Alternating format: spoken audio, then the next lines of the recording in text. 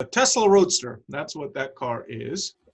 Can you see it? Yes. Yep. Oh, great. Okay. Only So- I can't see it if my eyes are closed, though, Sam. Okay. Well, open your eyes. All right, they're I'm open. sure you guys now all know about the Tesla Roadster. It's just to remind you guys who don't know what this is and what the Tesla Roadster was about. Elon Musk unveiled this car back in November 1978, back in November 2017. And what everyone says, whoa, was that he says it was going to run from 0 to 60 in 1.9 seconds, which is pretty crazy for a production car. I mean, we're talking almost Formula One 0 to 60 time there, and reach a top speed of more than 250 miles an hour. And it's 4-wheel drive because they'll do the 2 motors, one up front, one up rear. And do you guys remember what he said the range of this car would be? The driving range? Didn't he say like 450 miles or something? 620 miles. 620. So yeah, that means you could drive from LA to Las Vegas and have battery to spare, which is crazy, right? And I mean, Elon Musk usually when he says he's going to deliver, I kind of believe him, And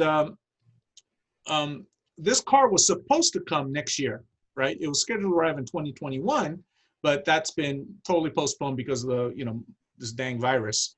Most of it was this damn virus. Maybe I mean there was some internal rumors about capacity, production, all those problems. But recently, Musk did hint in an interview, and this is kind of the update part of the whole story, is that the production of the car will start here in California. So the car is going to be made in California, and production is going to start within 12 to 18 months. So in the next year and a half, production is going to start for this car. So this car is coming. A lot of people said maybe it'll get canceled, but no, it's not. So if that's the case, it'll probably be available in 2022 or 2023. So it won't be delayed that much. And if that's the case, it'll probably come out about the same time as the Cybertruck, which I know you guys like, I think, right? You guys like the Cybertruck? I wasn't too much of a fan. Ah, okay. Well, and the Cybertruck actually being built in Austin, Texas, so it's kind of nice to have something, built in California again because everyone's leaving California. Mm-hmm. So, anyways, the price tag for the Roadster, as Elon Musk said, is a cool $200,000, right? And then there's a rumor of an upgrade version for $250,000, and there'll be also a special package, and I think this is kind of cool, called the Spacex Package, and they said that's going to include a bunch of cold air thrusters around the car, make it go faster. So does that mean they're just going to launch it into space and create space rubbish with your car? Is that what the I plan don't is? know. It might. I think that's like totally cool. So, but anyways, here's the rear of the car. Let me get that out of there and show you. So the SpaceX version is an actual thing that they're that's what about? the rumor is. Yeah. So, and I don't know where. Maybe right around here there'll be some thrusters or something, or in the rear.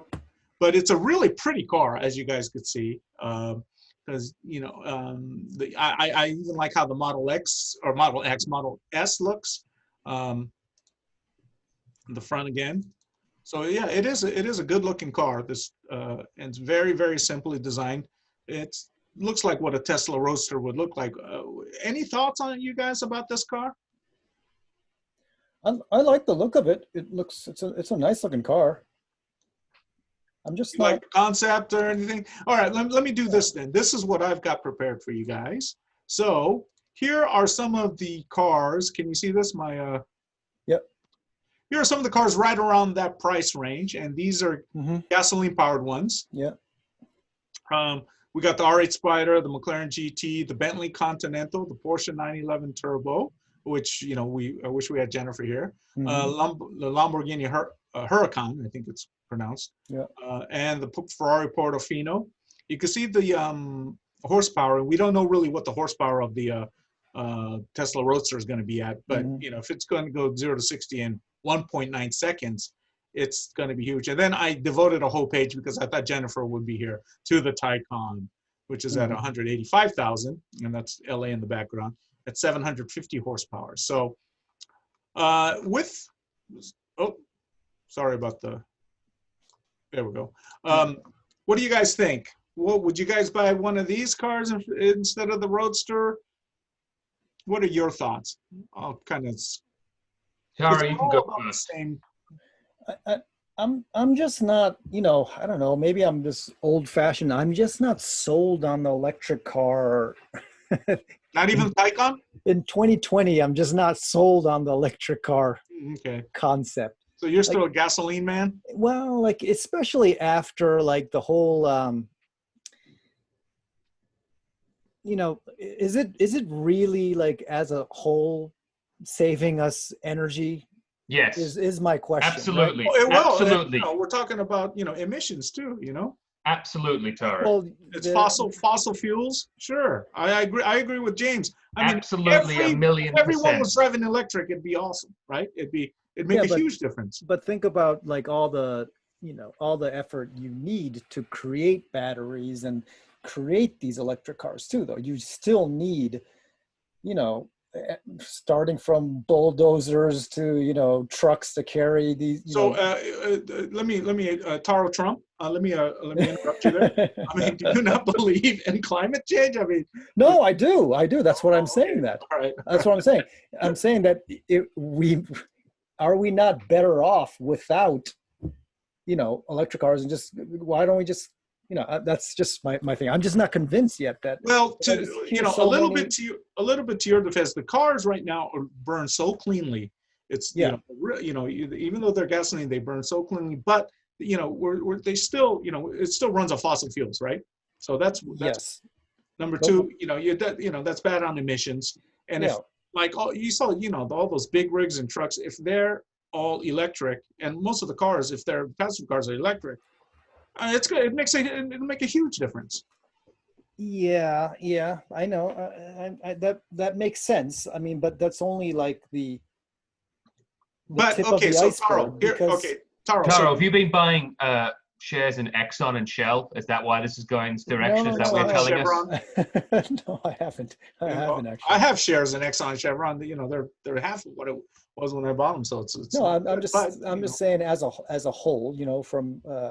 From the entire Earth. Let me put it this way then, Taro. Perspective. Taro, let me put it this way. You have an electric. Did Taro just say from the flat earther's perspective? Is that what you just said, Taro? No, from a whole global warming Earth perspective. Flat Earth perspective. Taro, okay. Let's say you have a Nissan Aria in your garage already. Okay. You have a nice electric car that you and your family uses. Very nice. It's got plenty. All right, so hey, it's time for you to have your weekend car. Let's say GT Channel just broke some huge records, and boom, you were purchased by Microsoft or something, and a lot of money came into your lap. $200,000, and you go, okay, well, we're going to give you one of these cars as a bonus. Okay. Which car would these be, and including the Tesla Roadster? Yeah. In here, which one would it be? You have an Aria already, okay? So you're doing your part for the term. Yeah. And these, you could say, hey, I'm gonna just drive on the weekends or whatever. Yeah, I would probably get the turbo. Oh, the Porsche Turbo? Yeah, the 911 Turbo. Yeah, okay. I can't criticize anyone for picking up Porsche 911 Turbo. All right, fair enough. How about you, James? Oh, I don't know. See, this is where it gets really difficult. See, you're a McLaren guy, so. Yeah, but then the McLaren's the weird one with the GT where you can't access the engine, I think, from memory. Oh, really? So that's presents a philosophical problem for me. Truthfully, I'd probably want to go with the Lamborghini Huracan because I like the idea of getting a Lamborghini in a flashy color for my weekend car. I think that would just be really fun. Yeah, that'd be perfect for you. You don't have kids. You can fit your wife and Kiwi. And perfect. Kiwi That's all I need. Right in there, no problem. Yeah, but I mean, I'd probably want to see at that point. You're not really buying the car; you're buying the lifestyle associated with it. I think the idea of owning a Ferrari and having everyone talking to you about your Ferrari when you go to the petrol station or whatever you need to fill up would be kind of uninspiring. So the Taycan being electric, that rules having to go stop at petrol stations, so that's advantageous. And then no one really talks to you if you've got an Audi R8 Spider because it's so unobtrusive. So you can also, and that's just as fast as all the others. So I'd be like, that's the one I'd want. Like I'd be able to drive through town and be like, yeah, no one cares about this one. Okay, so the short answer is the Lamborghini. Yeah. Okay, all right. And then actually, Taro, yours is probably the best bang for the buck. It's under 40 horsepower if you don't count the Taycan. You know. Yeah. I would probably go with the Ferrari just because it's a Ferrari. You can never And go you're wrong. Sam Matani. I'd expect nothing less than that, Sam. Yeah. You put your For Steven sure. Seagal sunglasses on, and Oh, then you'd man, be right those- at home in those your have been Ferrari. retired. We were confusing people with those, man. What, you mean you were getting confused in the street again, saying, "Oh my word, is that Steven Seagal walking Oh, past in God, I Huntington better- Beach?" Dude, I better not be getting confused with that. That's like the whole shtick of the show now, Sam. You got to continue with it. You can't just drop it. No. I think I've been a good.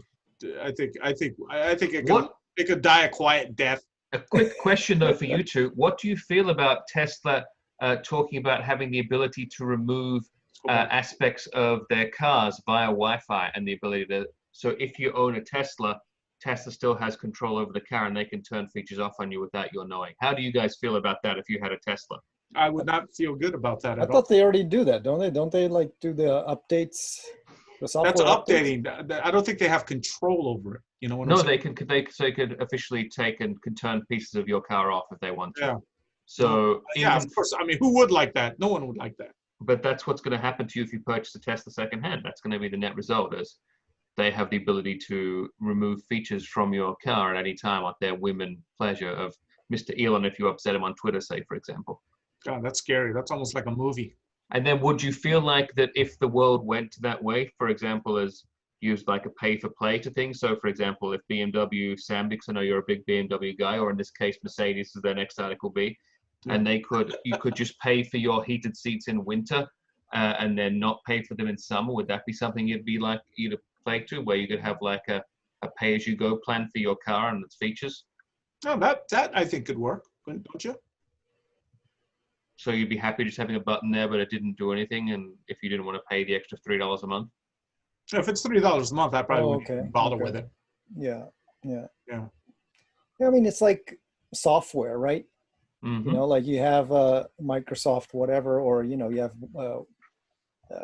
Mac OS Catalina, and they can do whatever the heck they want to the software updates for the next version, and you might lose Messenger one day because not a lot of people are using it. It's kind of like the same thing. What do you got? Where are you guys on autonomous? I mean, is that something you guys would be totally interested in, having an autonomous car? Having full-on autopilot? I think it'd be cool to have it in my car. But yeah, like James was saying, hey man, I would not like, or James was kind of almost hinting at, I would not want someone to hack into my system, have some freaking crazy Russian, Wow. Wow, Sam, I can't believe you went straight there. Hey, it's true, man. They're trying to rig this. Putin, I know you're listening. I did not say that. That was Sam Matani, a.k.a. Steven Why Seagal. wouldn't you trust the Russians, Sam? Come on. Our president trusts the Russians more than our U.S. intelligence. I know, it's sad. But let's not make it political. We have a lot of right-wing listeners too, so it's cool. Anyways, I mean, but I would be a little wary just because of the whole hacking and that kind of systems. I mean, it is possible. It is scary. It would be very convenient, I think. Yeah. I mean, hacking is a real deal. I mean, it doesn't matter, what you believe in. People can hack into computers, and the more cars are relying on computers, there's that risk, that someone can hack into your car. Especially when you're driving it. I'm just going to say, look, I'm down with Tom Cruise. I've watched the movie. I've seen what happened in War of the Worlds. You need to have your old Mustang ready to go just in case the aliens come and then turn all the electricity off. So I'm ready. That's the route I'm going down. Yeah, we need to go back to carburetors and. That's right. Yeah, because since Taro's old school. Taro's going down he's buying shares again. The value's going up, so we better get back into that oil business. Yeah. Okay. Well, moving on. This is just a little bit of a newsworthy thing. It's just for a really, really hardcore otaku tech geeks. But with everyone gunning for Tesla now, including Mercedes-Benz, many I speak to, many of the people I talk to in the industry, including those from Japanese and German car companies, just can't really explain the crazy valuation and stock run of Tesla. I mean, I think it was up a lot, and they're doing a 5 for 1, or is it a 4 for 1? 5 for 1 split, I think. So anyone could buy it, but I mean Just a quick story, about 10 years ago when the stock was trading like around $200, $250, a few friends asked me whether they should buy it. And I said, yeah, I don't know if I would. I wouldn't, just because, they're kind of new, and it's hard for a car to just a company to just come in and start up and, be crazy successful, like Vector and DeLorean and all that kind of stuff. And You mean they weren't successful? You could Vector well, they were was successful, incredibly successful in my eyes. They kind of, they didn't have a very, very, they kind of crashed and burned, in a way. So, and so I said, guys like Porsche, BMW, Toyota, they've been building cars for over 100 years. Ford, GM for 100, almost 100 years, and some over 100 years. So, how are you gonna compete with that? So I told them not to. And wow, what's the stock at now? 1,500 or something. So are they calling you back and say, Sam? No. I'm glad they're not. But I just go, hey man, I didn't buy any. So, and right now the valuation of Tesla is more than like Disneyland, more than Nvidia. It's crazy. So anyways, with the Porsche, we saw that the Porsche Taycan has come out. So there, the traditional car makers are coming. And everyone I spoke to who drove both Model S and the Taycan said they prefer the Taycan. They thought the Taycan drove better. So I think Tesla is going to be getting some competition. I'm not saying you should or shouldn't buy the stock. I'm just saying, there's going to be more competition. So Mercedes-Benz is taking aim at Tesla by partnering with chip maker NVIDIA. And and those, guys who are in the gaming industry, NVIDIA is, they develop and produce graphics processors for computer games. And they're like one of the biggest ones ever. And the way they spell their name is NVIDIA. So there's no vowel between N and the V. So it's NVIDIA. And the California company, NVIDIA is a California company, and they've been active in the field of automated driving for some time. So by 2018, the company, which is based in Santa Clara, was partnering with Tesla actually to pave the way for the brand's autopilot. And autopilot had some bad press, good press lately. Sam, just remember that autopilot is not an autopilot software. It's just called autopilot. Exactly. It doesn't mean it does autopilot. Exactly right. So that's just where remember that. I know that. Thank you. But yes, I know that. So, but thank you, James. So now Mercedes has kind of stolen away NVIDIA away from Tesla to help them with their digital features in its future cars. And they'll be using NVIDIA's drive architecture that will make it simpler to implement autonomous driving functions to future Mercedes-Benz cars. So the idea is that customers can still update their vehicles with new features, and after purchase, so they, just like Taro, you were saying, you could get, or was it you, James, that you could just keep getting updated, after you buy a used car. And it'll come with all the bells and whistles of a new car because it's being constantly updated, even if you buy a used one. So it's exactly what, I think it was you, James, that you were talking about. Mm-hmm. So the new NVIDIA systems, the Mercedes-Benz, will also have a lot of AI applications, artificial intelligence.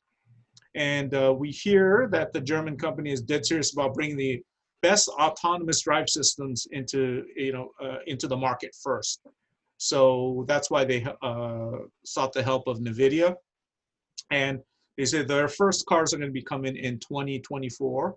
And I have an image of this car up because this is the latest Mercedes-Benz software show car to, they said that's going to have some autonomous drive systems. So, and then I'll show you what the interior of this car looks like. I mean, it's really almost like, do you really drive in it, or do you not drive, or do you just sit in it? So that's how the interior of this this show car looks. So anyways, expect something like this to be coming in. What are we looking at here? I don't even. What is this? Space Pod, Taro. That's a seat. This is the dashboard. Okay, there's this, okay. Right, the console. Got it. Yeah. It got it. It's like a Rorschach test. Space. Yeah. Yeah, it's like sit there and. So yeah, so you got to just sit there. You can maybe watch your favorite movie here, as you're driving. So anyways, so that's the deal. Just like you were saying, James, and what we were talking about being updated and stuff, it is coming. So whether you like it or not, Sam, so is Christmas. So is Christmas, exactly, just like Christmas. So anyways, that's my report for this week. Very low on the scoop stuff because it's been, nothing's really happening. Everything's about the, the Z and that kind of stuff. So Sam, do you think the scoops are sort of dropping off a bit because obviously we've got leftover from COVID and people are just sort of rolling back into work and things like that? Is that what you think? So true. So true. I mean, they say, a lot of people say, working from home has actually, been increasing production and when we're, on the other side of this COVID thing, people are going to be, many people are going to be going back to the office. I think that's a little premature. I find some people that I'm working with that are working from, they're not working that hard. They're still getting their paycheck. Are you saying instead of them working hard, they're hardly working, Sam? Is that what you're alluding to? I think that's what I don't know if I would say hardly working, but they're not they're not as busy as they were when they were in the office. Let's just put it that way. So really, yeah, well, yeah, I cannot name names. I cannot name companies. Some people. And by the way, I'm not talking about either of you. So that's very kind of you to say, Sam. I appreciate it. Thank you. So James, I am going to pass the baton to you. Well, I was going to